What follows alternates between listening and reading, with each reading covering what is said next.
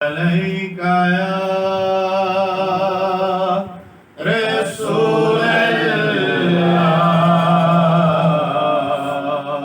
وسلم عليك يا حبيب الله صلى الله عليك يا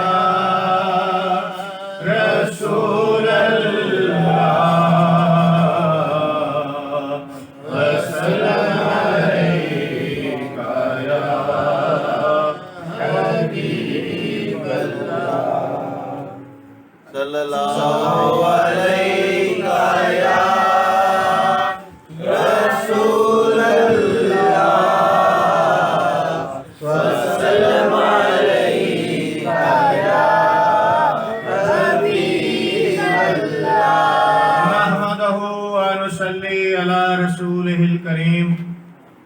أما بعد فأعوذ بالله من الشيطان الرجيم بسم الله الرحمن الرحيم ما كان محمد أبا أحد من رجالكم ولكن رسول الله وخاتم النبيين وكان الله بكل شيء عليما صدق الله مولانا العظيم.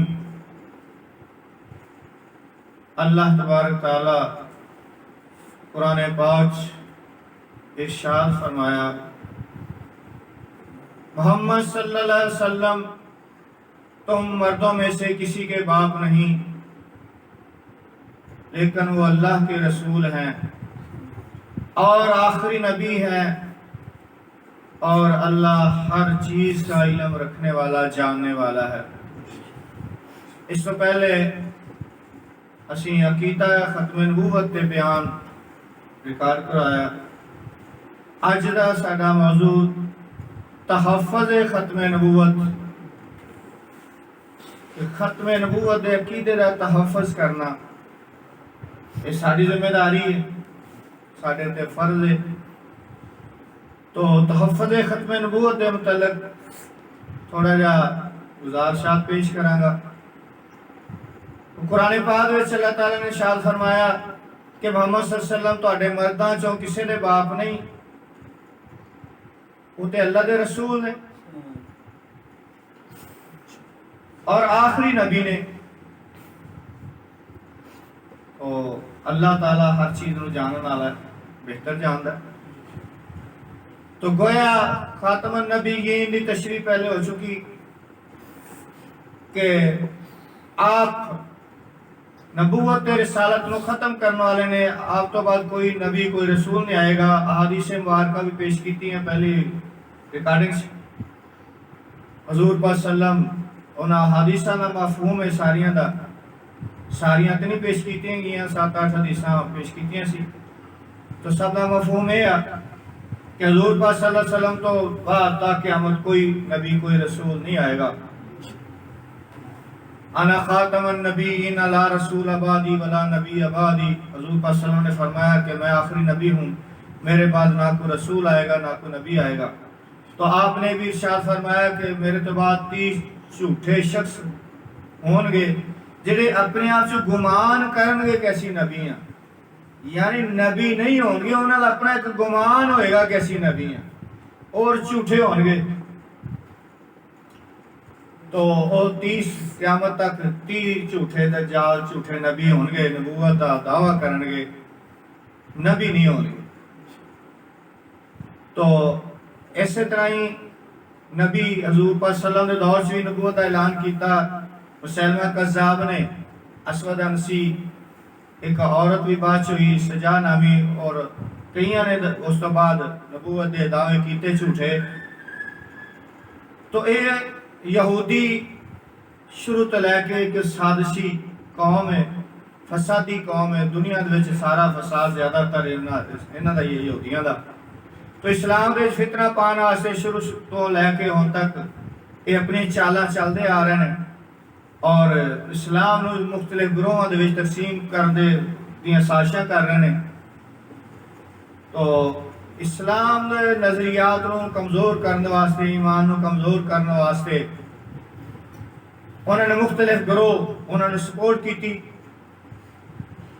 اسلام کا لبادہ پہنا کے انہوں نے اپنے مطلب انہوں کو پورا کرنے کی کوشش کی.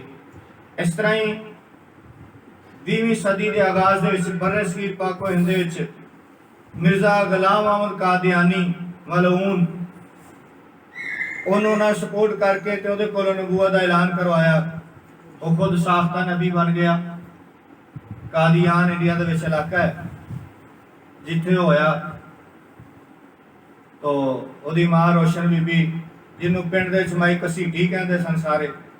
نبی دی ماں دا نام بھی اس طرح دا ہو سکتا ہے کسیٹی. نبی تے اچھے اچے خاندان اللہ خانداناں دے وچوں آئے. نبی سارے سید ہوئے نے, اپنی قوم دے سردار ہوئے نے. نبی اعلیٰ خاندانوں دے وچوں نبی آئے. چونکہ حضور پاک صلی اللہ علیہ وسلم دا نور مبارک سیدنا آدم علیہ السلام دی پشت مبارک دے وچ آیا, اور آپ صلی اللہ علیہ وسلم فرماندے نے کہ میرا نور پاک رحمہ پاک پشتاں جو پاک رحمہ دے وچ منتقل ہوندا لگا آیا, اور اعلیٰ خانداناں دے وچوں. تو یہ کون سی مرزا جڑا ہے اعلان کر رہا ہے نبوت دا جھوٹا؟ تو یہ کون ہے مرزا؟ اپنی کتاب وچ لکھدا ہے کہ اسی مغل خاندان دے وچوں. تو نبی تے سید ہوئے نے سارے. مغلاں وچ تو کوئی نبی نہیں ہویا. نبی سارے سید ہوئے نے. ایسی کسی بھی اور کاسٹ دے وچوں کسی اور ذات چوں نبی نہیں ہویا. نبی سارے سید سن. تو پھر نبی کوئی غلام بھی نہیں ہویا. نبی کوئی غلام بھی نہیں ہویا. کسے نبی دے نال غلام لگا؟ نبی تے اللہ ہوندے نے, دنیا انہاں دی غلام ہوندی. ایک ایسا نبی جھوٹا مکار ملعون لعنتی کہ جڑا غلام احمد اپنا نام دا ماں پیو نے بھی انہوں نبی نہیں تسلیم کیتا. وہ ماں پیو تو تینوں غلام بنا رہا احمد دا, تو نبی ہوندا دعویٰ کر رہا ہے لعین شیطان. تو غلام نبی غلام نہیں ہوندا. تو نالے حضور پاک صلی اللہ علیہ وسلم تے فرما گئے کہ بس میرے تو بعد نبی کو نہیں آئے گا. کسر نبوت دی او محل جدے وچ ایک اٹ دی گنجائش سی آخر تے رہ گئی سی, او اٹ میں سا. میرے آن دے نال کسر نبوت دا محل مکمل ہو گیا, تیار ہو گیا. ہن کوئی نبی نہیں آئے گا. اور آپ سے فرمایا میں قیامت انج اس طرح ملے ہوئے ہیں جی میں دو انگلیاں ملی ہوئی ہیں اس طرح. یعنی میرے تے قیامت دے وچ ہور کوئی فاصلہ نہیں. کی مطلب کوئی نبی نہیں آئے گا اور میں تے قیامت انج ملے ہوئے. یعنی حضور پاک صلی اللہ علیہ وسلم تو بعد نہیں آنی ہے. آپ دی رسالت آپ دی نبوت قیامت تک چلے گی. کوئی نبی نہیں آئے گا. ہاں جھوٹے نبی آن گے, نبوت دے دعوے کرن گے. فرمایا وہ گمان کرن گے کہ اسی نبی ہیں, لیکن جھوٹے ہون گے, نبی نہیں ہون گے. تو انہیں بڑے عجیب خرافات بکیاں نے, اور حضور پاک صلی اللہ علیہ وسلم دی شان چ بڑیاں گستاخیاں کیتیاں نے اپنی کتاباں دے وچ. تو گستاخ رسول حضور پاک صلی اللہ علیہ وسلم دے گستاخ ولید بن مغیرہ کافر مکے دا, وہ گستاخیاں کردا سی حضور پاک صلی اللہ علیہ وسلم دے شان دے وچ بڑیاں. تو قرآن پاک دے وچ اللہ تعالیٰ نے وہ 10 برائیاں بیان فرمائیاں. 10 برائیاں. ولید بن مغیرہ جڑا گستاخ رسول سی, توہین رسالت کردا سی, او دے 10 عیب 10 برائیاں وہ قرآن پاک اللہ تعالیٰ نے بیان کیتیاں. سب تو آخری کی سی اتلم بعد ذالک زنیم, کہ یہ اصل چ فرق ہے, حرامی ہے, حرام زادہ ہے, ولد الزنا ہے. یہ اپنے باپ دا نہیں پیو دا نہیں ہے گا, یہ حرامی ہے. تو جس لئے انہوں پتہ چلیا کہ قرآن دے وچ میرے متعلق میرے عیب میری خرابیاں دسیاں گیاں نے. تو 9 پہلیاں خرابیاں جہاں سی وہ تو انہیں اپنا جائزہ لیا تو انہوں وچ موجود سن. انہیں دیکھا تو واقعی میرے ساریاں گلاں موجود نے, برائیاں یہ عیب میرے سے موجود نے. ਹੁਣ 10ਵੀਂ ਦਾ ਤੇ ਉਹਨੂੰ ਨਹੀਂ ਸੀ ਪਤਾ ਕਿ ਮੈਂ ਹਰਾਮੀ ਵੀ ਹਾਂ, ਹਰਾਮਜ਼ਾਦਾ ਵੀ ਹਾਂ। ਆਪਣੀ ਮਾਂ ਕੋਲ ਗਿਆ, ਉਹਨੂੰ ਇਹ ਵੀ ਪਤਾ ਸੀ ਕਿ ਕੁਰਾਨ 'ਚ ਜੋ ਆ ਗਿਆ ਸੱਚ ਹੈ, ਨਬੀ ਨੇ ਜੋ ਫਰਮਾਤਾ ਪਰ ਹੱਕ ਹੈ, ਇਹ ਵੀ ਪਤਾ ਸੀ ਉਹਨੂੰ ਹਰਾਮੀ ਨੂੰ। ਮਾਂ ਨੂੰ ਜਾ ਕੇ ਕਹਿੰਦਾ ਦੱਸ ਮੇਰਾ ਬਾਪ ਕੌਣ ਹੈ। ਉਹਨੇ ਪਹਿਲੇ ਤਾਂ ਟਾਲਣ ਦੀ ਕੋਸ਼ਿਸ਼ ਕੀਤੀ ਕਿ ਜੋ ਉਹਦਾ ਬਾਪ ਹੈ ਸੀ ਉਹ ਹੀ ਹੈ। ਕਹਿੰਦਾ ਨਹੀਂ ਦੱਸ, ਨਹੀਂ ਤਾਂ ਮੈਂ ਤੈਨੂੰ ਖੰਜਰ ਮਾਰ ਦਿਆਂਗਾ। ਫਿਰ ਉਹਨੇ ਕਿਹਾ ਕਿ ਤੇਰਾ ਬਾਪ ਕਾਬਲ ਨਹੀਂ ਸੀ ਔਰਤ ਦੇ, ਤੇ ਮੈਂ ਸੋਚਿਆ ਕਿ ਇਹਦੀ ਨਸਲ ਖਤਮ ਨਾ ਹੋ ਜਾਏ, ਤੇ ਮੈਂ ਫਲਾਂ ਚਰਵਾਹੇ ਕੋਲ ਗਈ ਸਾਂ ਤੇ ਉਹਦੇ ਨੁਤਫੇ 'ਚ ਤੂੰ ਪੈਦਾ ਕੀਤਾ, ਤੇ ਤੂੰ ਵਾਕਿਆ ਹਰਾਮਦਿਆਂ ਵਾਲਾ ਹੀ ਕੰਮ ਕੀਤਾ ਕਿ ਨਬੀ ਕੋਲ ਇਹੋ ਜਿਹਾ ਸਵਾਲ ਜਾਂ ਇਹੋ ਜਿਹੀ ਚੀਜ਼ਾਂ ਤੁਸੀਂ ਉਹਦੀ ਗੁਸਤਾਖੀ ਕੀਤੀ ਤੇ ਚੀਜ਼ ਸਾਹਮਣੇ ਆਈ। ਤੋ ਜਿਹੜਾ ਕੁਰਾਨ ਨੇ ਅਸੂਲ ਦੱਸ ਦਿੱਤਾ ਕਿ ਜਿਹੜਾ ਨਬੀ ਦਾ ਗੁਸਤਾਖ ਹੈ, ਗੁਸਤਾਖੀ ਕਰੇ, ਉਹ ਹਰਾਮਜ਼ਾਦਾ ਹੈ, ਉਹ ਹਰਾਮੀ ਹੈ। ਸਾਡੇ ਇੱਕ ਆਲਮ ਅਹਿਮਦ ਰਜ਼ਾ ਨੇ ਇੱਕ ਮੁਨਾਜ਼ਰਾ ਕੀਤਾ ਹੈ, ਇਹਨਾਂ ਦੇ ਇੱਕ ਮੁਲਹਿਮ, ਉਹ ਆਪਣੇ ਆਪ ਨੂੰ ਕਹਿੰਦਾ ਮੈਨੂੰ ਇਲਹਾਮ ਹੁੰਦੇ ਨੇ, ਮਰਜ਼ਾਈ ਹੈ, ਮਰਜ਼ਾਈਆਂ ਦਾ ਉਹਦਾ ਪੈਰੋਕਾਰ ਹੈ, ਤੇ ਉਹ ਮੁਲਹਿਮ ਸੁਣਾਉਂਦਾ ਹੈ ਅਬਦੁਲ ਕਾਦਰ ਮੁਲਹਿਮ ਕਿ ਮੇਰੇ ਤੇ ਇਲਹਾਮ ਹੁੰਦਾ ਹੈ। ਉਹ ਮੈਂ ਸੁਣਦਾ ਰਿਹਾ ਮੁਨਾਜ਼ਰਾ ਉਹਨਾਂ ਦਾ ਰਾਤੀ। ਤੋ ਸਾਡਾ ਆਲਮ ਜਿਹੜਾ ਹੈ ਉਹ ਉਹਦੇ ਤੇ ਦਲਾਇਲ ਪੇਸ਼ ਕਰਦਾ ਸੀ ਇਹੀ, ਤੋ ਉਹ ਅੱਗੋਂ ਕਈ ਜਵਾਬ ਨਹੀਂ ਸੀ ਆਉਂਦਾ, ਅਖੀਰ ਤੇ ਨੱਸ ਗਿਆ, ਵਿੱਚੇ ਛੱਡ ਕੇ ਮੁਨਾਜ਼ਰਾ ਨੱਸ ਜਾਂਦਾ। ਉਹ ਮਿਰਜ਼ੇ ਕਾਦੀਆਂ ਦੀ ਕਿਤਾਬ ਦੇ ਵਿੱਚ ਹਵਾਲੇ ਦਿੱਤੇ ਗਏ। ਤੋ ਜਿਹੜਾ ਨਬੀ ਪਾਕ ਸਲਮ ਦੇ ਔਰ ਉਹਦੀ ਕਿਤਾਬਾਂ ਦੇ ਵਿੱਚ ਵੀ ਚੀਜ਼ ਸਾਬਤ ਹੈ। ਫਿਰ ਉਹਨੇ ਐਸੀ ਸੀ ਬਕਵਾਸ ਲਿਖੀ, ਦਿਲ ਨਹੀਂ ਕਰਦਾ ਕਿ ਉਹ ਲਫ਼ਜ਼ ਅਸੀਂ ਆਪਣੇ ਹਜ਼ੂਰ ਪਾਕ ਸਲਮ ਦੀ ਸ਼ਾਨ 'ਚ ਐਸੇ, ਹਾਲਾਂਕਿ ਨਕਲ ਕੁਫਰ ਨਾ ਬਾਸ਼ਦ کہ نقل دی کفر اتارنا، اگر کسی کافر نے کوئی ایسے الفاظ استعمال کیتے کسی پاک ساڑی ہستی دے متعلق، اگر وہ دے الفاظ دسے جان تو کفر نہیں ہوندا، لیکن پھر بھی زبان زیب نہیں دیندی، انہیں گستاخیاں کیتیاں، تو اصول بھی ویچے دیتا جڑا حضور پاک صلی اللہ علیہ وسلم دا گستاخی کرنا لے وہ حرامی ہے۔ یہ بھی وہ دی کتاب جو ثابت ہویا ہے۔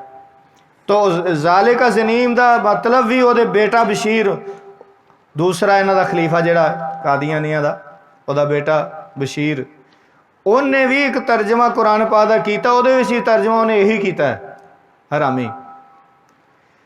تو ثابت ہویا کہ حرامی تو گستاخ رسول سی، انہیں کدی کوئی دعویٰ کیتا، کدی کچھ دعویٰ کردا، کدی کچھ دعویٰ کردا ہے، اخیر لیٹرین دے وچ دی موت ہوئی، بڑی بری موت ماریا، لیٹرین دے وچ مریا، کذاب جھوٹا لعنتی۔ تو انہاں نے بہت زیادہ فتنہ پھر چکیا ہویا۔ ایک واقعہ پیش آیا 1926 دے وچ، ریاست بہاولپور دے وچ ایک آدمی عبدالرزاق نامی شخص مرزئی ہو کے مرتد ہو گیا، مسلمان سی اہل سنت، مرزئی ہو گیا، مرتد ہو گیا۔ او دی بیوی غلام عائشہ بنت مولوی الہی بخش، مولوی الہی بخش دی بیٹی سی، او دی بیوی غلام عائشہ دا نام سی۔ انہیں اپنے باپ دے توسط نال 24 جولائی 1926 نو احمد پور شرقیہ دی مقامی عدالت دے وچ تنسیخ نکاح دا دعویٰ کر دیتا کہ میرا نکاح منسوخ کر دیتا جائے، ایدے کولوں میری جان چھڑائی جائے، کوئی کافر ہو گیا۔ تو وہ مقدمہ ڈسٹرکٹ جج بہاولپور نو بھیج دیتا گیا، اس غرض نال کہ شرعی تحقیق کر کے دسیا جائے، فیصلہ دیتا جائے کہ قادیانی دائرہ اسلام چو خارج نہیں یا نہیں۔ اس جج نو یہ مقدمہ بھیج دیتا گیا ڈسٹرکٹ جج نو۔ تو ہون وہ مقدمہ جڑا سی دو لوگوں دا مقدمہ نہ رہا، وہ مرزئی دا تے وہ بی بی غلام عائشہ دا۔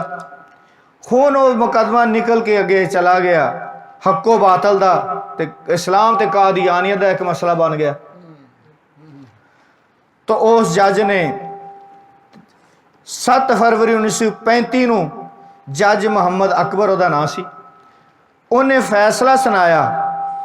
او دے فیصلے دے مطابق مرزا غلام احمد قادیانی اور او دے پیروکار اپنے عقیدے اور اعمال دی بنا تے مسلمان نہیں بلکہ کافر تے خارج از اسلام نے، اسلام جو خارج نے۔ ਉਹਨੇ ਫੈਸਲਾ ਦਿੱਤਾ 1935 ਦੇ ਵਿੱਚ।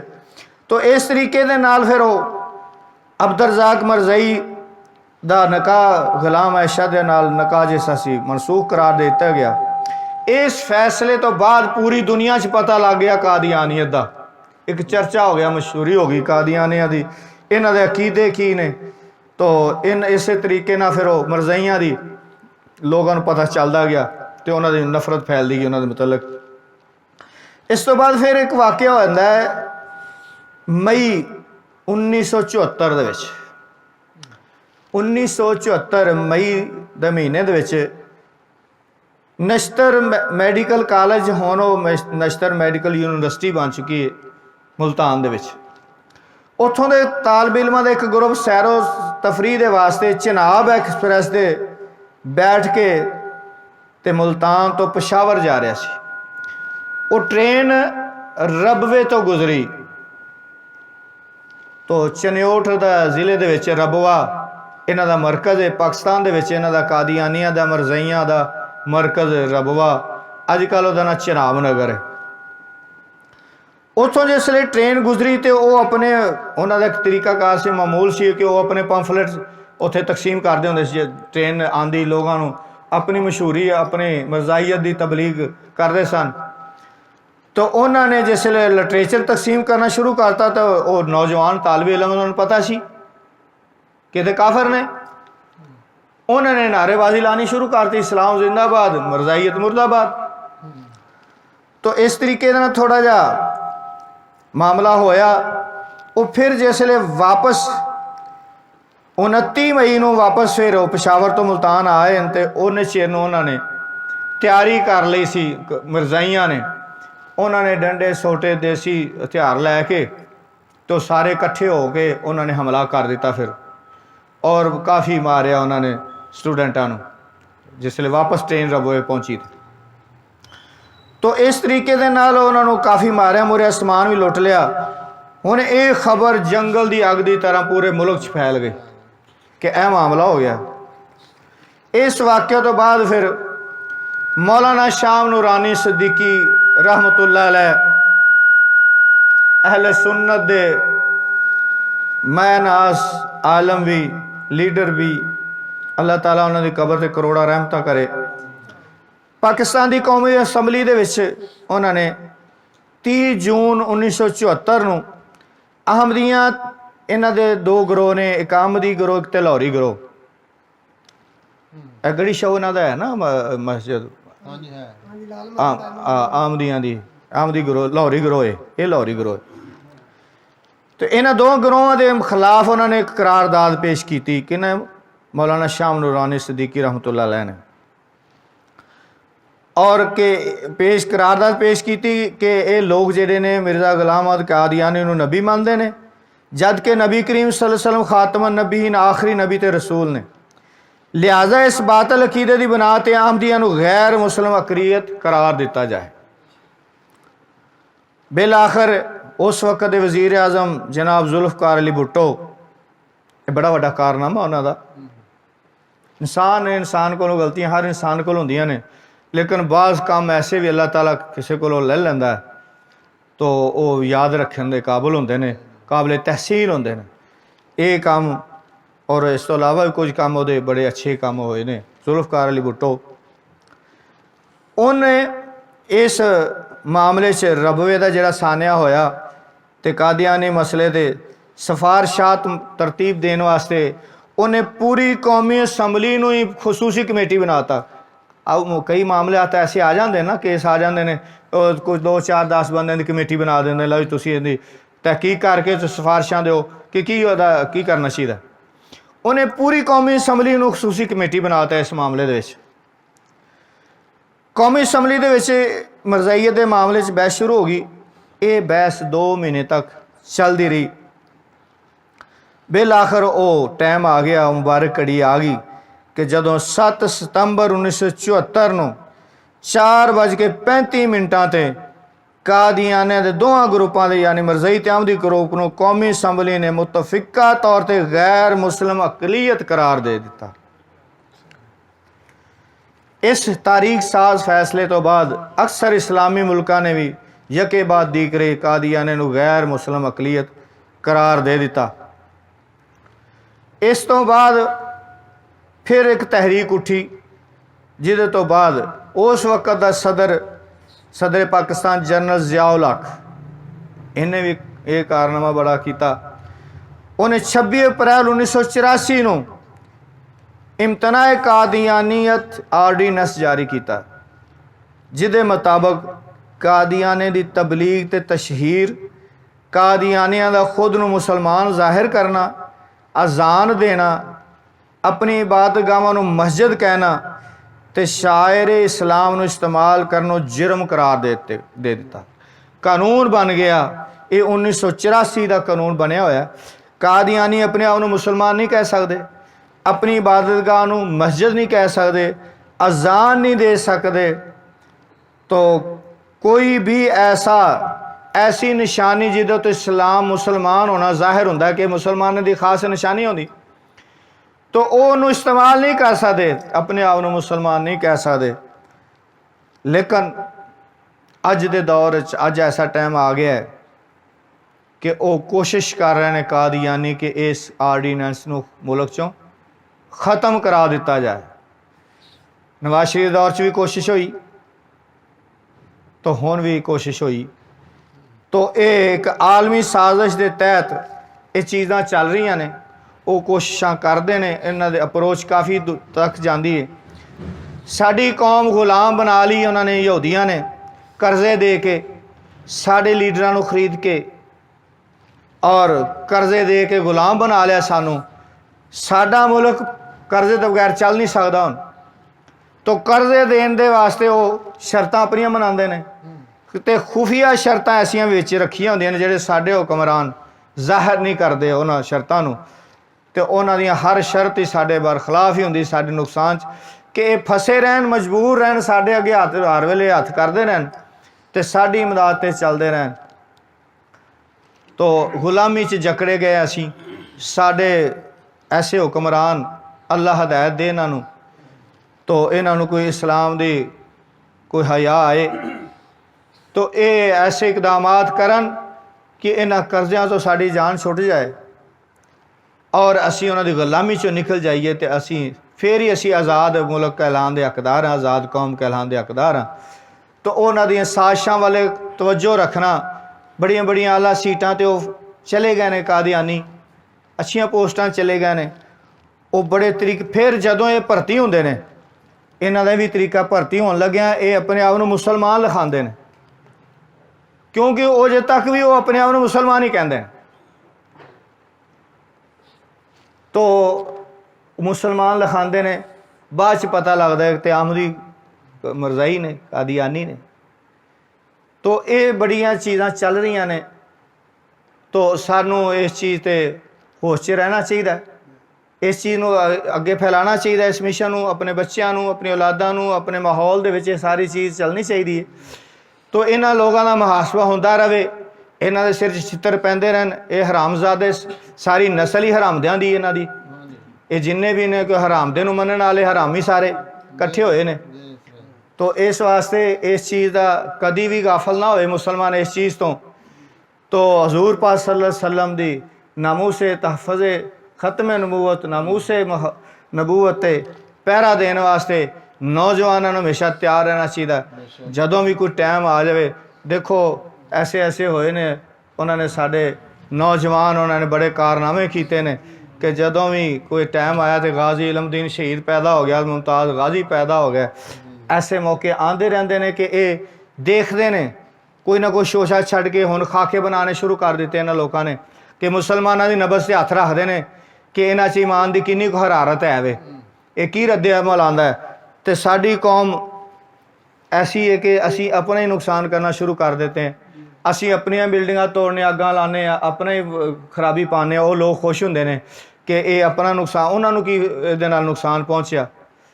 तो ये आ कि साडे लोगों नूं जिहड़े बाहर दे मुल्कां दे प्रोडक्ट इस्तेमाल करते हैं, इसराइल दियां यहूदियां दियां चीज़ां खरीद के लियाते हैं, तो उन्होंने फ़ायदा पहुँचाते हैं।